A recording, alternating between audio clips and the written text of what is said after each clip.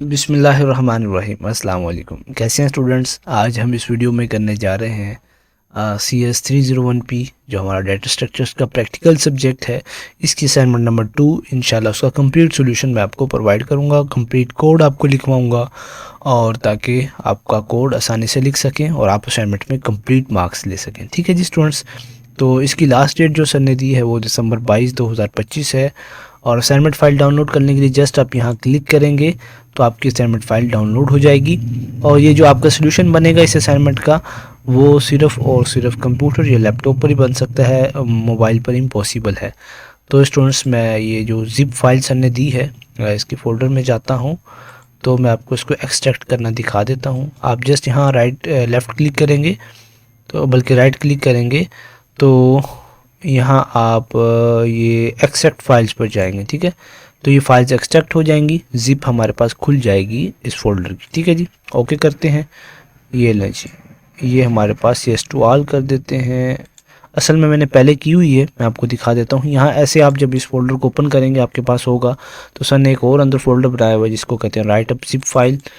तो इसके अंदर दो है हमारे पास, एक तो असाइनमेंट की फ़ाइल है जो कि वर्ड डॉक्यूमेंट मैंने पहले से खोली हुई है और सेकंड असाइनमेंट 2 की सर ने टेम्पलेट दी है और वो ये अवेलेबल है। ठीक है जी, ये वाली असाइनमेंट नंबर 2 की टेम्पलेट है। मैंने वहाँ उसको सोल्यूशन बना दिया ताकि मैं समझाने में आसानी रहे। सर ने ऐसे दिया हुआ है, यहाँ अपने कोड वगैरह लिखने हैं। ठीक है जी, तो मैं आपको सारा कंप्लीट समझा देता हूँ इंशाल्लाह।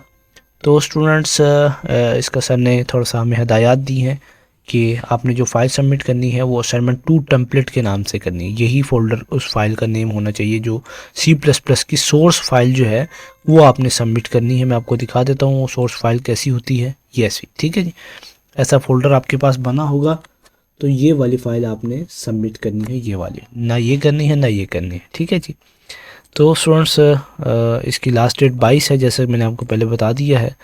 और सर ने कहा है कि अपनी स्टूडेंट आईडी आपने लिखनी है और जहां आपको लिखा होगा कि यहां आप अपना कोड लिखें तो सिर्फ आपने वही कोड लिखना है और बाकी किसी भी जगह पे आपने कोई चेंज नहीं करनी।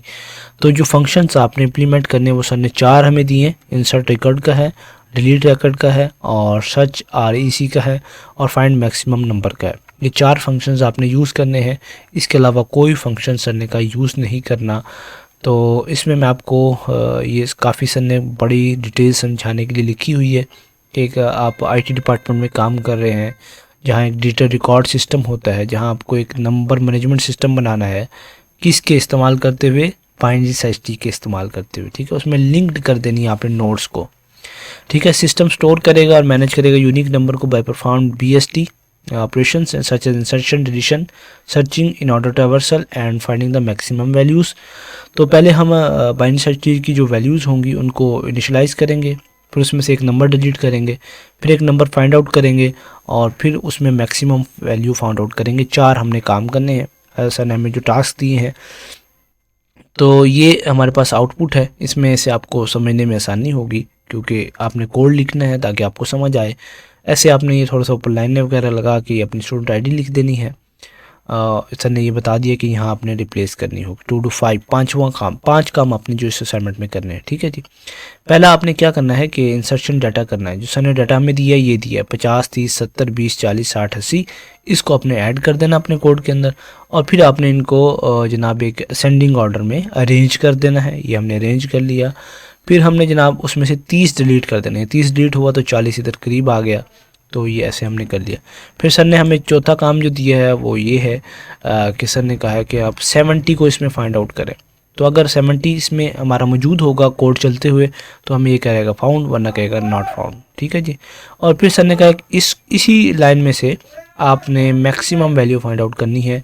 तो मैक्सिमम वैल्यू हमारे पास क्या है, 80 है। तो अगर होगी उसमें अवेलेबल तो वो बता देगा कि 80 अवेलेबल है, वरना आपका कोड नहीं चलेगा। ठीक है स्टूडेंट्स, ये कोड थोड़ा सा लेंथी है, तकरीबन 150 लाइंस अप है। अगर स्टूडेंट्स आपको ये पेड में असाइनमेंट मुझसे बनवानी है तो आप मुझसे स्क्रीन पर नंबर दिया गया है, आप उस पर रब्ता कर सकते हैं। तो इंशाल्लाह मैं आपको पेड में असाइनमेंट बना दूंगा और बहुत ही मुनासिब कीमत होती है, कोई इतने ज़्यादा पैसे नहीं होते उसके। ये है कि हमें उससे काफ़ी फ़ायदा हो जाता है। तो ये सर ने जो हमें दिया है, ये देखें जी, 269 लाइंस, 268 लाइंस हैं जो सर ने हमें टेम्पलेट दी है। जो आप लिखेंगे बनेंगी लिख के आपकी वो तकरीबन 159 बनेगी। ठीक है जी। सर ने कहा है कि आपने जो टेम्पलेट है इसको बिल्कुल भी नहीं छेड़ना। टेम्पलेट में जो वर्ड्स हैं उनको बिल्कुल भी आपने आगे पीछे नहीं करना। बस आपने वहाँ अपना कोड लिखना है जो कि कोड आपको दिया गया है। ठीक है जी। ये सारी लाइंस डिलीट हो जाएंगी, इसलिए हमारे पास लाइंस कम हो रही है। अच्छा जी, सर ने हमें ये टेम्पलेट दी है, इसमें आपने सेम ऐसे चलते जाना है। आपका पहला काम क्या करना है, हमें रिकर्सिव इंसर्ट फंक्शन ऐड करना है और यहाँ हमने कोड लिखना है। आप तो 28 लाइन पर जाएंगे यहाँ हम, तो जस्ट आपने टू डू वन पहला काम ये है कि आप यहाँ से लेकर ये वाला कोड लिख लीजिए। ठीक है, वीडियो को पॉज करके लिख लें। इंशाल्लाह बिल्कुल सही सही लिखेंगे तो आपका करेक्ट रिज़ल्ट आएगा। ठीक है जी। तो ये लें, आप इन्हें वीडियो को पॉज करना है और इसको पहले काम को कर लेना। दूसरा काम क्या है, सर ने हमें कहा है कि जनाब यहाँ भी कोड लिखें और फिर इसके चाइल्ड हैं 3 केस बनाने हमने, वो केस भी आपने सारे लिखने हैं। क्या लें जी। दूसरा काम है आप यहाँ से लाइन नंबर 42 से स्टार्ट करें और 64 तक अपना ये सारा कोड सेम टू सेम लिख लें। कोई इसमें चेंजिंग आपने नहीं करनी। ठीक है जी। ये साइन कैसे लगते हैं, ये एंड का साइन आप शिफ्ट करके प्रेस करके 7 दबाएंगे तो ये आपका ये वाला साइन आ जाएगा। और ये वाला कैसे साइन बनेगा, शिफ्ट दबा के क्वेश्चन आंसर के साथ जहाँ एम नीचे कीबोर्ड में लाइन में होगा। तो आप इतने बच्चे नहीं हैं, मुझे बताने की ज़रूरत नहीं है, लेकिन मैं बता रहा हूँ। ठीक है, तो वहाँ प्रेस करेंगे तो ये आपका ये वाला ग्रेटर देन का लग जाएगा। ठीक है जी। तो मैं उम्मीद करता हूँ आपने वीडियो को पॉज करके इतना लिख लिया होगा। नेक्स्ट हम 64 लाइन से लेकर 65 से लेकर 79 तक आप इस कोड को लिख लें। ठीक है, ये सारा कोड सेम टू सेम लिखना है। मैं यहाँ आपको समझा कुछ भी नहीं रहा, समझाने में लगा तो आप इसको लिख नहीं सकेंगे। स्टूडेंट्स को जस्ट मैं ये करवा रहा हूँ कि वो कोड को लिख लें। समझने के लिए उनको लेक्चर्स लेने पड़ेंगे और फिर समझना पड़ेगा कि कैसे delete second root get right ये कैसे सारा चीज़ें यूज़ होती हैं। अच्छा जी, तीसरा काम अभी हमने करना है। सर ने हमें कहा है थर्ड वर्क जो हमारा वो ये है कि सर्च रिकॉर्ड में नोड और रूट इंट वैल्यू यहाँ आपने 46 है तो हमारे पास लाइन्स थोड़ी सी बढ़ गई हैं, तो यहाँ आपने 2 to 3 वाला काम करना है। ठीक है जी, सेम टू सेम लिख लें इसको भी, लाइन नंबर 81 से लेकर 90 तक।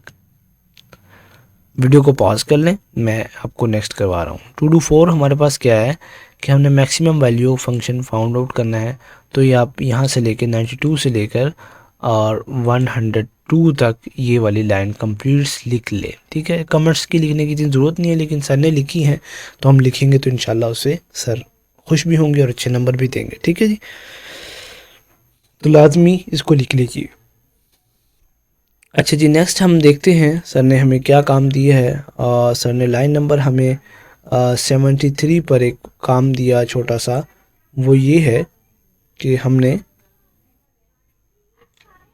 ये अपनी स्टूडेंट आईडी लिखनी है। ठीक है, 74 पे आपने स्टूडेंट आईडी लिखनी है। तो ये लेंगे, आप यहाँ आएंगे तो ये स्टूडेंट आईडी लिख देंगे, स्ट्रिंग स्टूडेंट आईडी।